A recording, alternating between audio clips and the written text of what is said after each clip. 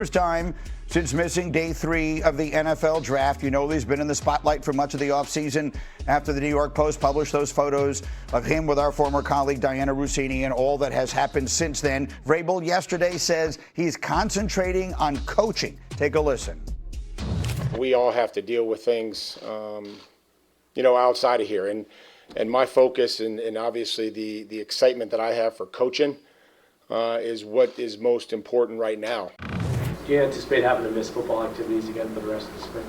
I mean, I can only tell you I'm going to be there today, but I can't tell you anything other than I'm going to be out there today in full force. And I mean that because, who knows what's going to come up. I'm not even, anything could happen. And so I'm going to focus on today.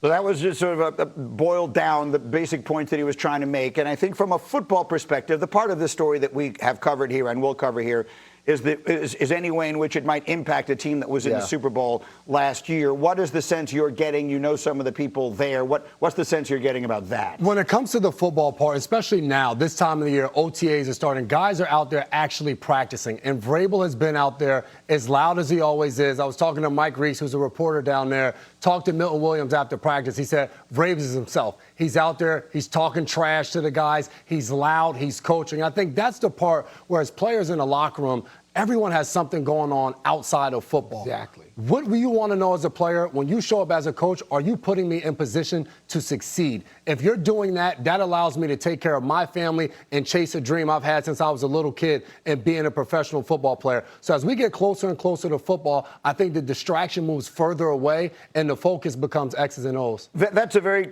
maybe the most commonly used word in the football language, Harry, is the word distraction. And so I guess I want to ask you that question. Is this something that you think as a distraction could impact the Patriots season?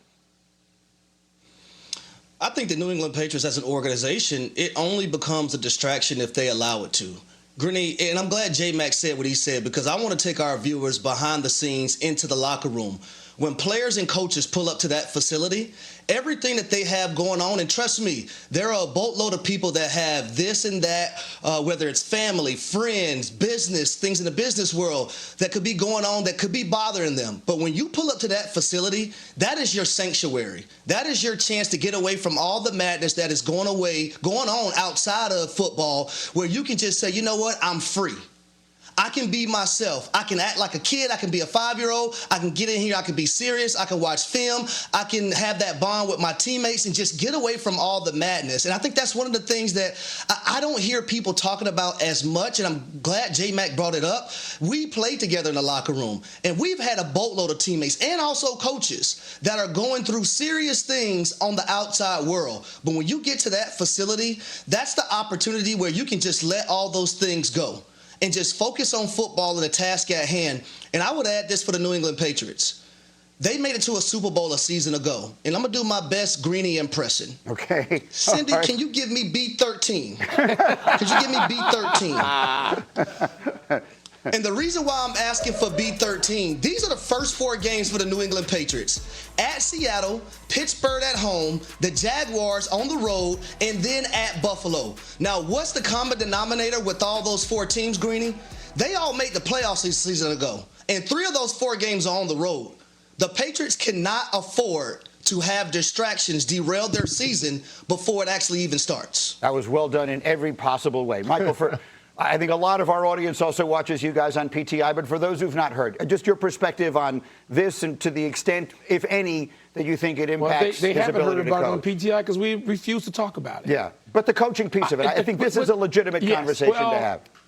I hate media naivete, okay? Explain. And what we have now is an industry where it's about analytics, it's about hot takes, it's about podcasts, about all kinds of things. And people don't get into and cover locker rooms anymore.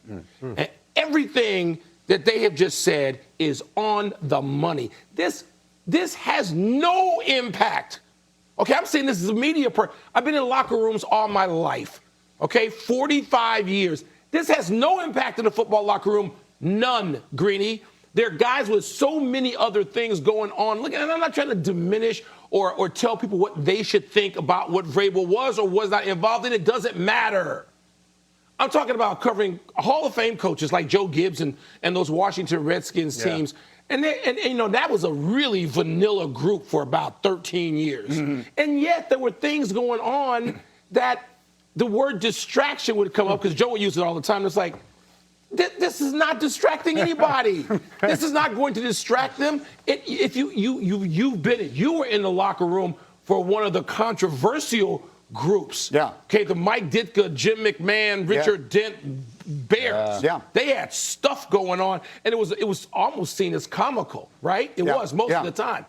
This means nothing. This is largely media driven in terms of the continued coverage. I understand the initial coverage. The continued coverage, like it's going to impact a team on a Tuesday, much less a Sunday, it offends me. It's so stupid. And it speaks to our business and what people don't know about locker rooms anymore. They don't cover it. Newspapers don't exist, right? Right. They're media outlets that don't get in a locker room. They don't know what it's like, the fabric of it, the chemistry of it, what goes on.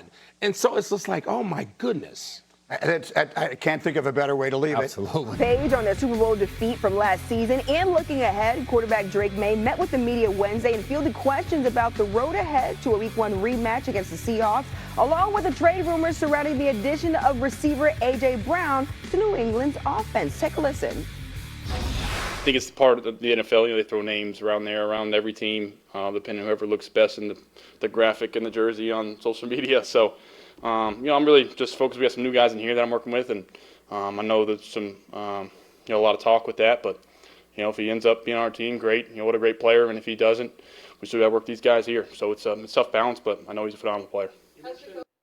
Drake May saying everything he's supposed to. It's time for a little McCourt Vision with our NFL analyst, Jason McCourty, up early with us this morning. So, Jason, simple question. We're going to ask you something and just fill in the blank for us. Let's start with the Patriots. New England becomes blank if they trade for A.J. Brown. A top 10 offense that can compete and be on the field with anyone. Drake May is correct. A.J. Brown in a Patriots uniform, Photoshop, however you like it. It looks good, and it would mean a ton for this offense. The weapons they have, bringing over Romeo Doubs, the two guys they have in the backfield, Travion Henderson now going to be in his second year. And at the very center of all of it, Drake May, after a MVP type of season where he finished second, getting a weapon like A.J. Brown that in gotta-have his situations, you can line him up on the outside and trust that he's going to get open and make a play. All right, let's discuss, Jason, another AFC contender. We were talking about Lamar Jackson earlier in the show. Lamar Jackson and the Ravens will be blank under new head coach Jesse Minter. Trying to defy history. Jesse Minter, a rookie head coach, and the expectation and the hope is that he is the guy that can help put this team over the hump and get them to the Super Bowl. 5 head coaches have done that in the NFL. The last one was in 2009 when Jim Caldwell did it with the Indianapolis Colts. This is a hard feat. Now, Minter's getting there. The transition of getting used to a new head coach. Also, Declan Doyle, a first-time play caller, will be the one calling the shots for Lamar Jackson. All right, last one. Let's go to the NFC North. The Vikings QB room of Kyler Murray and J.J. McCarthy will be blank compared to last season. The most intriguing storyline of the NFL this training camp. When you look at these two quarterbacks, who's going to come out on top of this competition? What is the dynamic going to be like in the quarterback room? Already, J.J. McCarthy said it's like being back in high school. I'm on one side of the room, Kyler's on the other, and it's up to the coaches to teach us and get us ready to play. This is an uncomfortable situation. J.J. McCarthy was brought in there to be the guy, and now they've signed Kyler Murray, and the expectation is he's going to be the guy to win that job. Fascinating, intriguing, fun to watch all summer long to see who comes out on top. Yeah, we heard from J.J. McCarthy early on in the show trying to convince the rest of us that it's not an awkward situation. Vikings open the season hosting the Packers on September